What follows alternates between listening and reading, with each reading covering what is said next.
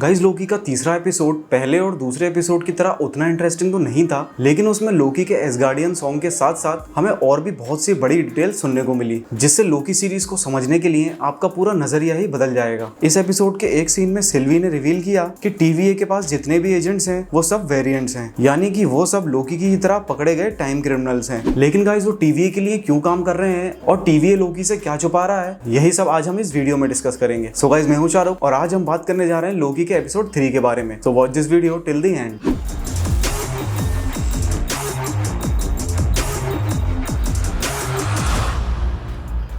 लोकी का episode 3 start हुआ TVA की उस एजेंट और सिल्वी के इस सीन से, जहां सिल्वी अपने मैजिक से उस एजेंट की मेमोरीज में घुसकर उससे टाइम कीपर्स तक पहुंचने के तरीका पूछ रही थी। और ये सीन एपिसोड 2 के क्लाइमेक्स वाले सीन से पहले का था। इसके बाद सीन को वहीं पहुंचा दिया गया जहां पे एपिसोड 2 खत्म हुआ था। और जैसा कि सिल्वी ने प्लान किया था, सभी टीवीए एजेंट्स को बिजी करने के बाद वो सीधे टाइम कीपर्स तक पहुंचने के लिए टीवीए के हेडक्वार्टर चली गई, जहाँ लोकी भी उसके पीछे पीछे वहीं पहुंच गया। अब वहां वो जैसे तैसे सबसे लड़कर टाइम कीपर्स तक पहुंची जाती, लेकिन उससे पहले ही वो और लोकी टेलीपोर्ट होकर लमेंटिस पहुंच गए, एक ऐसा मून जो कुछ ही देर में तबाह होने वाला था। इसके बाद स्टोरी आगे बढ़ी और उसमें लोकी और सिल्वी का बॉन्ड और ज्यादा अच्छे से दिखाया गया। लेकिन जब लोकी ने सिल्वी से उसकी पावर्स जानने की कोशिश की और उससे पूछा कि तुमने उस एजेंट से टाइम कीपर्स का पता कैसे किया, तो उसने बताया कि उसने उस एजेंट की पुरानी मेमोरीज में जाकर उसकी दोस्त बनने का इल्यूजन क्रिएट किया, यानी कि वो सब कुछ उस एजेंट के दिमाग में ही हो रहा था। और ठीक यही चीज स्कारलेट विच भी एमसीयू में कई बार कर चुकी है। आगे सिल्वी ने बताया कि उसने उस एजेंट की उन मेमोरीज को एक्सेस किया था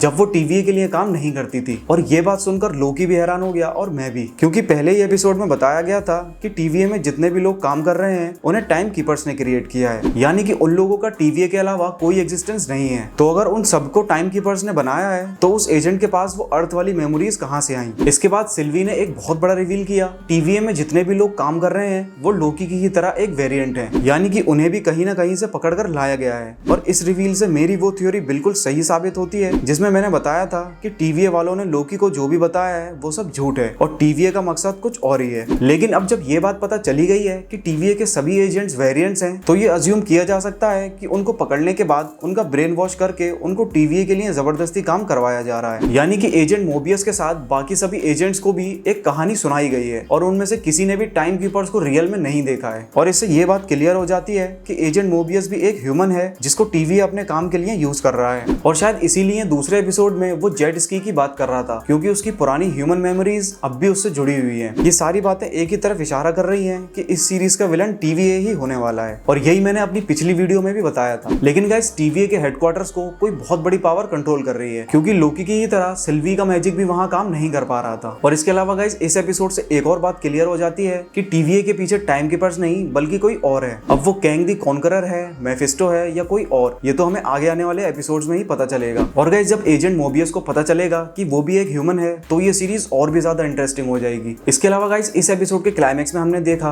कि लोकी और सिल्वी उस मून पे फंस चुके हैं, तो अब वहां से निकलने के लिए ना इनके पास टीवीए का वो डिवाइस है और ना ही आर्क। तो अब इनको वहां से निकालने के लिए या तो मोबियस आएगा या फिर डेफिनेटली हमें कोई बहुत बड़ा कैमियो देखने को मिलने वाला है, क्योंकि लोकी की कास्ट में ब्रूस बैनर, हॉकाई, वॉल्किरी, क्रॉसबोन्स और फिल कोल्सन भी मौजूद हैं। तो अब देखना ये होगा कि एपिसोड 4 में इन सभी में से हमें पहले कौन देखने को मिलेगा। सो गाइस आपका क्या ख्याल है कि टीवीए के पीछे कौन है, वो मुझे कमेंट में जरूर बताएं। और अगर आपको ये वीडियो अच्छी लगी हो तो जाने से पहले इस वीडियो को लाइक और हमारे चैनल को सब्सक्राइब करना ना भूलें। मिलते हैं अगली वीडियो में and thanks a lot for watching this video.